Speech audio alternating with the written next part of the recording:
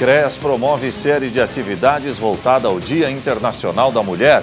Ministro Luiz Roberto Barroso, do Supremo Tribunal Federal, mandou apurar o vazamento de informações sobre a queda de sigilo bancário do presidente Michel Temer. Centro de recuperação abandonado pelo Poder Executivo preocupa vereadores. Câmara dos Deputados aprovou projeto que aumenta a punição para crimes de importunação sexual. Pacientes portadores de diabetes de todo o Brasil estão sofrendo com a falta de insulina na rede pública de saúde. E no esporte, com gol contra de Suellington, Tigre foi derrotado em Chapecó. As notícias de Criciúma e do sul de Santa Catarina você confere a partir de agora, no ar pela TV Primavera. Informe Região.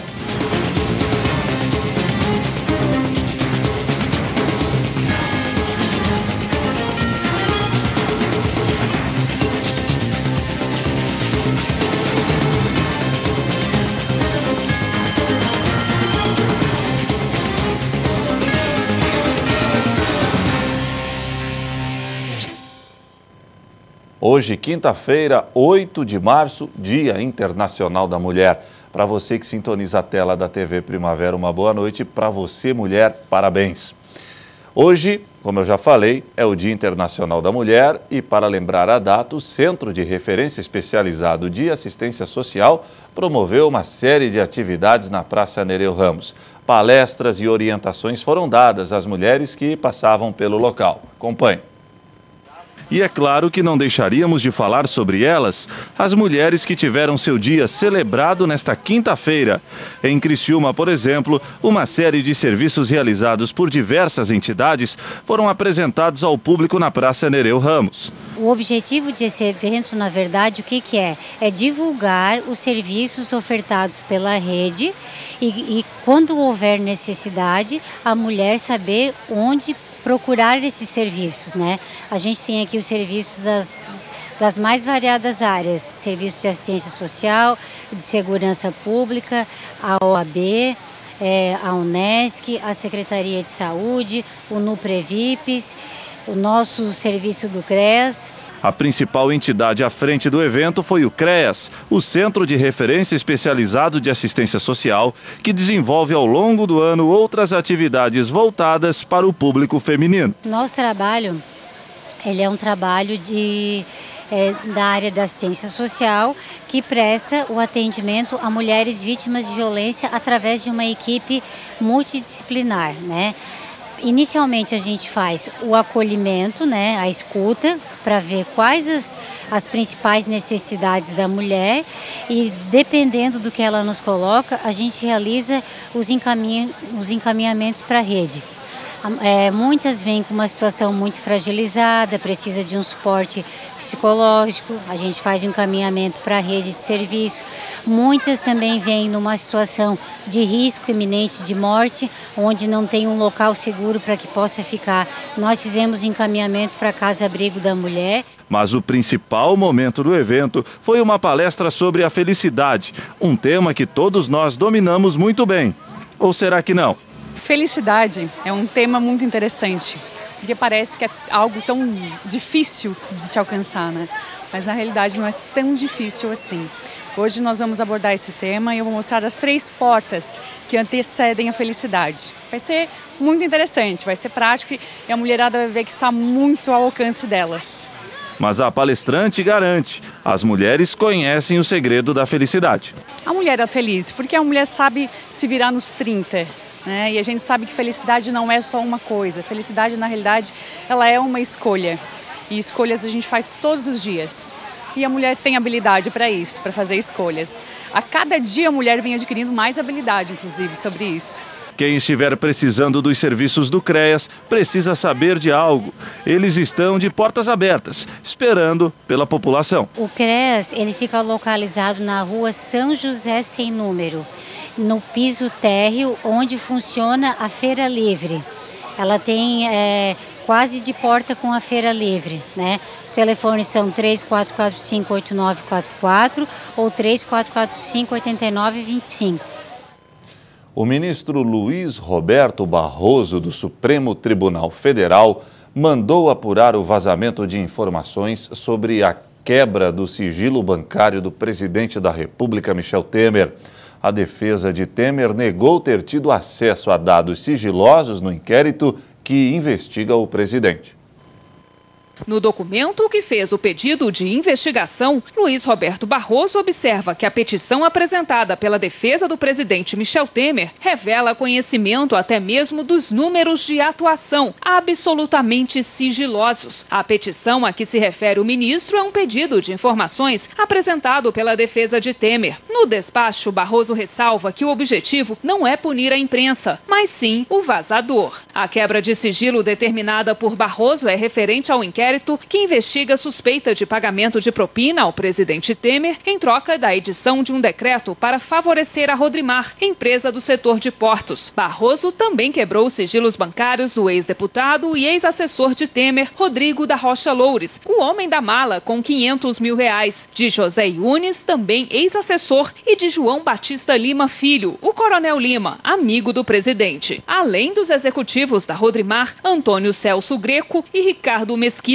Na segunda-feira, o Palácio do Planalto disse que o presidente ficou sabendo da decisão pela imprensa e que imediatamente decidiu divulgar os extratos bancários referentes ao período mencionado pelo ministro Barroso, de 2013 a 2017. Nesta terça, Temer consultou o Banco Central e foi orientado a pedir os extratos diretamente aos bancos. Inicialmente, a defesa de Michel Temer esclareceu que teve acesso aos números citados na petição por meio de consulta ao Diário da Justiça eletrônico, disponível no site do Supremo, e que não há, portanto, hipótese de vazamento de informações.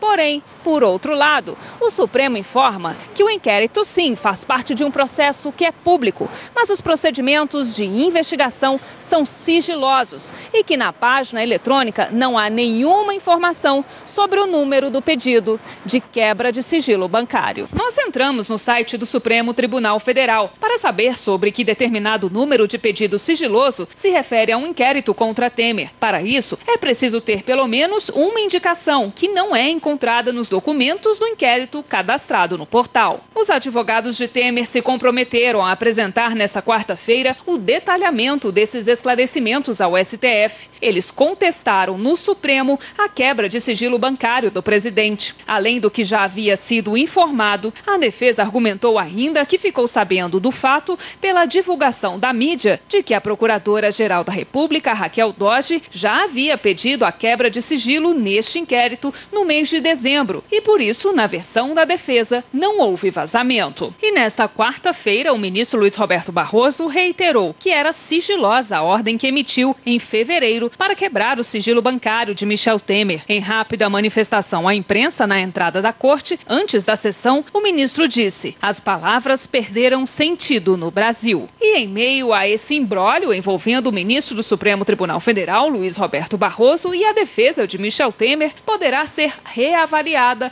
a escolha de nomes para a reforma ministerial, que Temer pretende pôr em prática no mês que vem. A ideia inicial era nomear perfis alinhados ao presidente, independente dos votos que eles possam garantir no Congresso. Agora, o temor de uma nova denúncia da Procuradoria-Geral da República pode fazer com que Temer considere montar uma equipe capaz de derrubar na Câmara um eventual pedido de investigação. A seguir, Centro de Recuperação abandonado pelo Poder Executivo preocupa vereadores.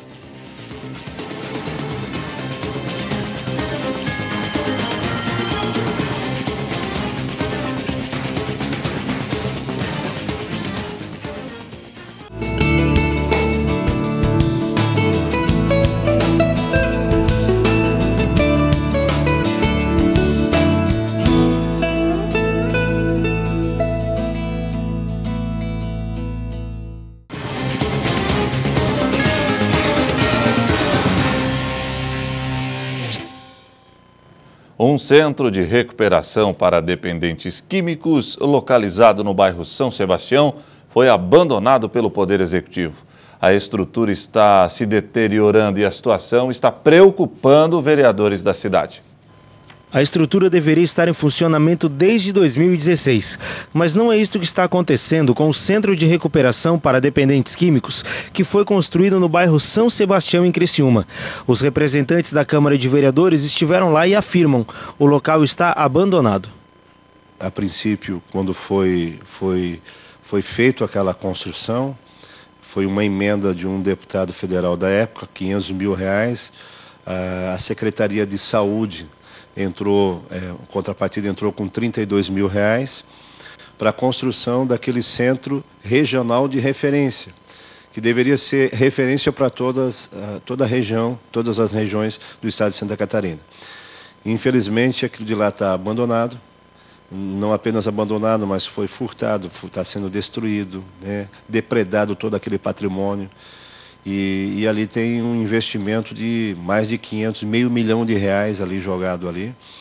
E se a prefeitura ela não tiver uma ação imediata, vai ser realmente destruído todo aquele patrimônio que é um dinheiro nosso, um dinheiro de impostos ali, que está sendo jogado no lixo mesmo. Os vereadores solicitaram que a prefeitura aponte quem são os principais responsáveis pelo abandono do prédio, para então analisar quais medidas podem ser tomadas. Nós solicitamos ao Executivo que forneça algumas informações que a gente acha importante para a Câmara em relação de quem é aquela responsabilidade. Na verdade, na época foi feito, no último mandato do prefeito anterior, foi feita uma licitação em dezembro de 2016, ganhou uma empresa e essa empresa devia tocar. Mas aí o prefeito atual, ele, até por uma questão de dívida na prefeitura, não tinha condições de bancar esse valor de 25 mil mês. E então, a partir daí de janeiro de 2017, começou então a depredação lá, o roubo, o furto. Hoje, os equipamentos que tinha lá, os móveis que tinham lá, a mobília que tinha lá, foi tudo furtada, roubada, né? Então, as informações que a gente quer ter do município é de quem é responsabilidade. O vereador não quer desistir do projeto e acredita que, se o governo tomar uma atitude, pode colocá-lo em funcionamento em breve. Eu, particularmente, acho que a prefeitura deveria rescindir o contrato, fazer uma nova licitação e recuperar aquele espaço lá, porque lá hoje vai mais de 300 mil reais para recuperar.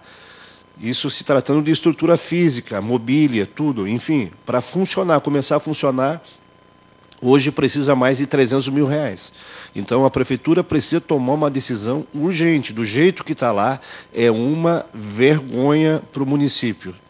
Torno a falar, deveria ser uma referência se tratando de recuperação da infância e juventude, e hoje lá é uma vergonha. A Câmara dos Deputados aprovou o crime de importunação sexual. Aumento da pena para estupro coletivo também foi aprovado durante a sessão. Confira.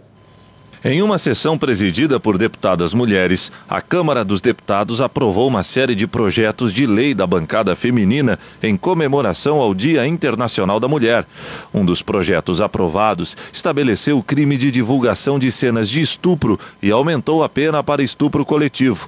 O texto, de origem do Senado, foi alterado para punir com reclusão de 1 a 5 anos aquele que oferecer, vender ou divulgar por qualquer meio, fotografia, vídeo ou outro tipo de registro audiovisual que contenha cena de estupro ou de estupro de vulnerável. O projeto inclui ainda o crime de importunação sexual, prática de ato libidinoso na presença de alguém sem concordância dessa pessoa. Atualmente, o Código Penal prevê como ato libidinoso e enquadra como contravenção penal, punindo apenas com multa pessoas que se masturbam ou ejaculam em transportes públicos, por exemplo. A matéria retorna ao Senado para apreciação antes de ser sancionada. O crime de estupro, atualmente punido com prisão de 6 a 10 anos, teve a pena aumentada de 1 a 2 terços nos casos de estupro coletivo cometido por 2 ou mais pessoas. A nova redação também estabelece a pena para os crimes de estupro corretivo, quando há a intenção de controlar o comportamento social ou sexual da vítima. O projeto de lei também prevê aumento de pena de metade metade a 2/3 se o crime resultar em gravidez, no caso de o criminoso transmitir doença sexualmente transmissível que sabe ser portador. Ou, se a vítima for idosa ou pessoa com deficiência, a pena será ampliada de 1/3 a 2/3. A seguir, com gol contra de Suellington, Tigre foi derrotado em Chapecó.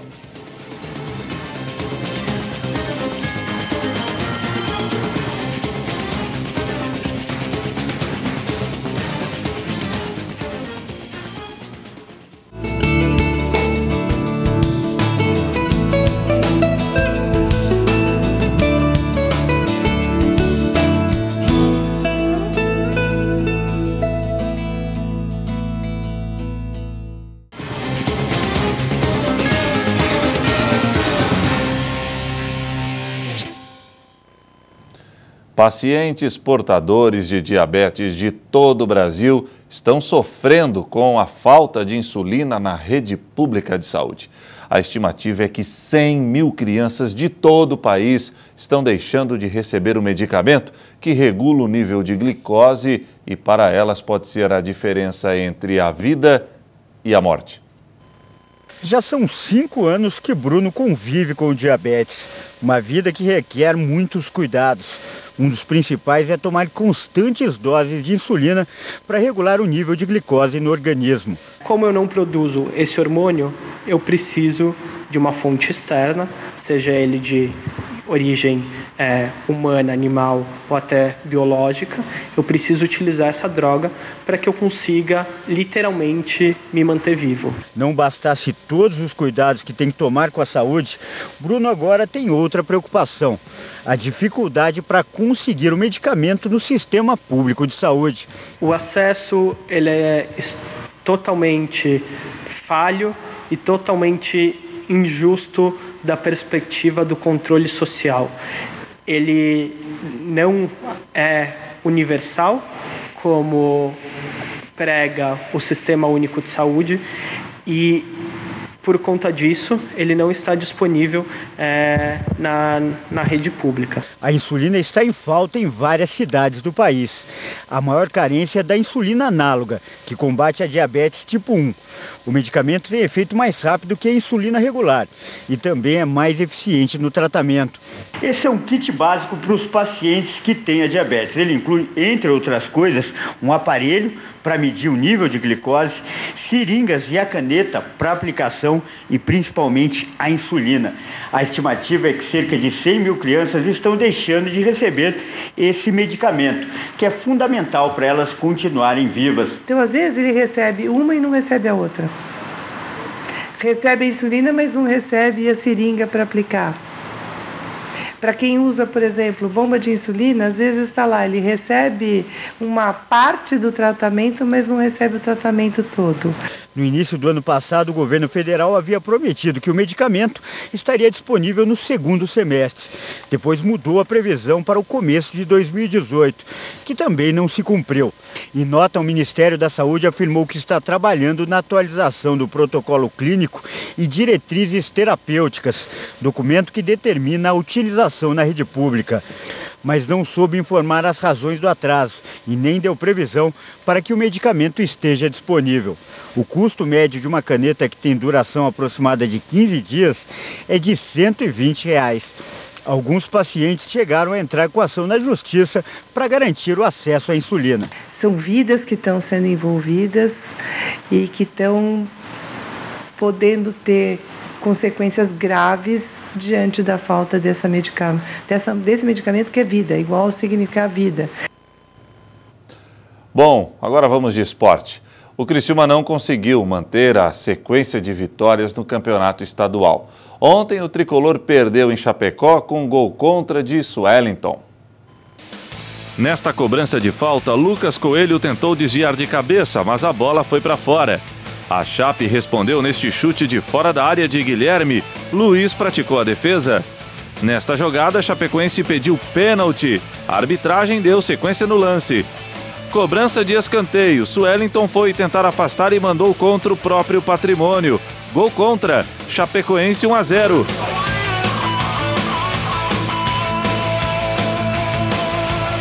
Nova cobrança de escanteio para o Verdão do Oeste. Quem subiu de cabeça desta vez foi o zagueiro Rafael Thierry, porém a bola foi para fora. No segundo tempo, a Chapecoense tentou nesta jogada de Guilherme. O tiro foi para fora. Nesta cobrança de escanteio, quem subiu foi Amaral. Mais uma vez a bola se perdeu pela linha de fundo. Guilherme fez grande jogada pela direita e tocou para o Wellington Paulista, que de primeira mandou para fora.